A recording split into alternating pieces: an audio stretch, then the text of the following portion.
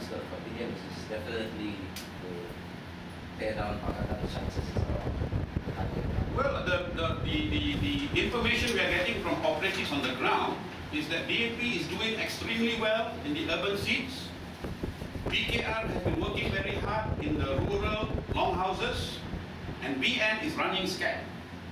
We have been hearing about the goodies that are going to be dropped in the longhouses today. All right, and this has to be in furtherance of a serious attempt to misinform the Rakyat that our Prime Minister is squeaky clean. He's not. Are you going to warn RPK to talk to you first before he comes up with any other statements in the future? I don't think there's a need to warn RPK. I think I can sit down with him over a cup of coffee and we can both try to learn from this. I don't think there's any question of me warning RPK. I think there's enough respect between us. Both of us can learn from this. In fact, I think a lot of us should learn from this. And that's what we'll certainly try to do. The Prime Minister, as you wanted, said that he considers the matter closed. And then, how do you think this issue will still be discussed? Okay. Let me answer it this way. The public have lost faith in our judiciary. Razak Baginda was acquitted. Prosecutors said they would appeal. They have 14 days to appeal. On the last day to appeal, he then announced that they had done a U-turn. No appeal. The two who have been convicted, many in the public think these are scapegoats. Alright? The truth is this. It may be closed in the Prime Minister's mind. It is not closed in the court of public opinion. And that is the most important, the most relevant court.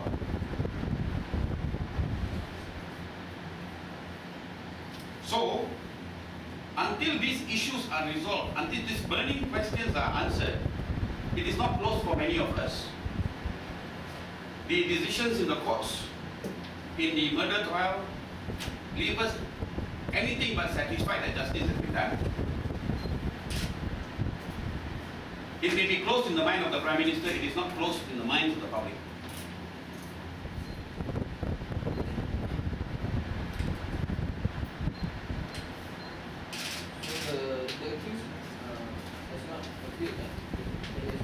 Yeah, well, Razak Baginda was acquitted, if you remember.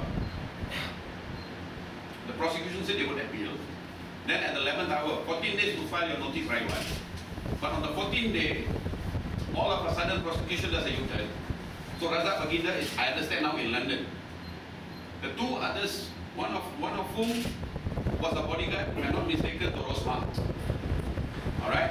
Why in heaven's name have these two been implicated in this murder? Nobody till today understands. Yes, they have of course filed their appeals, and I don't think that those appeals have been heard.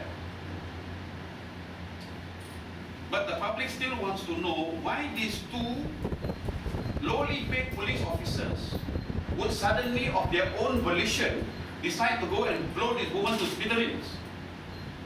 Who instructed them and why? Those questions remain unanswered. And until they are answered, they may be closed in the mind of the Prime Minister, they are not closed in the minds of right-thinking members of society.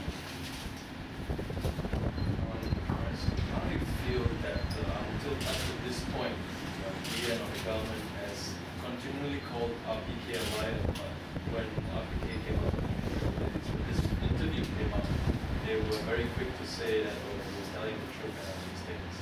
I mean, really, your question really is answered by the very question itself. First of all, if you look at the video clip, and if you share my point of view that there has been a distorted presentation of his point of view,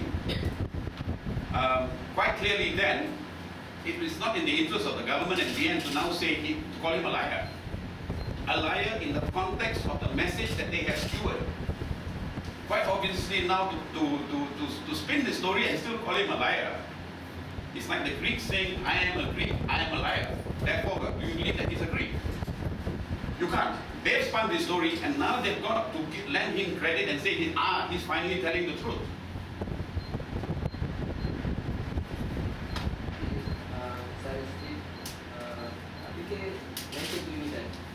was coerced into giving the interview?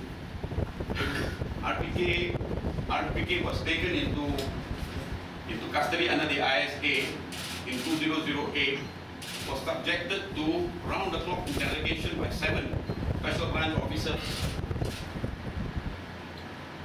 and they couldn't break him. How does Dato' Ashraf Abdullah go there and coerce Raja Petra into giving this interview? I don't think that was ever the case. I don't think that was ever the case. He did not mention about coercion. The question of coercion never even arose in our previous conversation, because I do not believe anyone can coerce this man. As opposed to what we reported, They were saying they desak untuk what? Step back.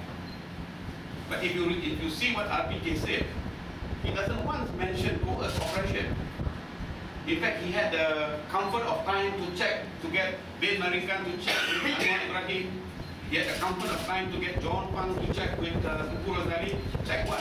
Not on the veracity of the story, but on the reliability of the informant. So where is the coercion and the pressure?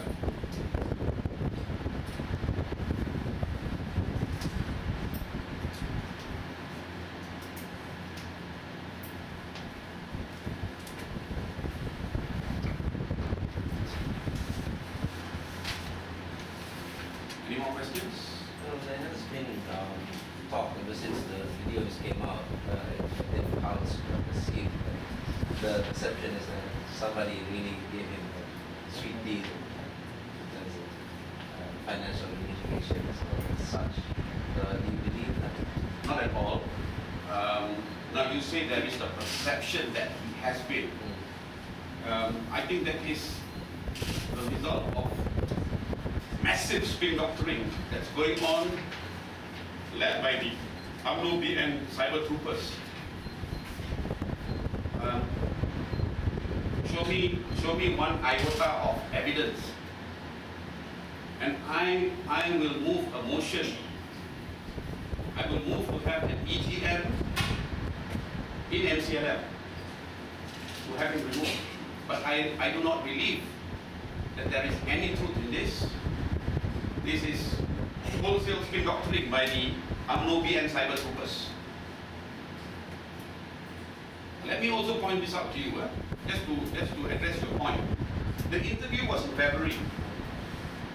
Soon after the interview, Raja Petra invited Nurul Izzah to Australia.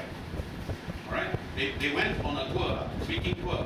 More importantly, both Raja Petra and Nurul Izzah met with the Foreign Affairs Committee of the Australian government to raise 2 issues. And this was in March. This was in March, soon after the interview. One, the injustice that is being done to Anwar Ibrahim in the Sodomy 2 trial. They raised these issues with the Australian government. And number 2, they raised the issue of the matter of the potentially fraudulent elections in Sarawak and asked for an independent observation team. Now this was after the interview. Now I think if you talk about perception, this must dispel any suggestion that he's on the case. If there are no further questions, in summary, let me just say that MCLM and its leadership are still on the same path to liberate this nation from an oppressive regime. The NBN kuburkan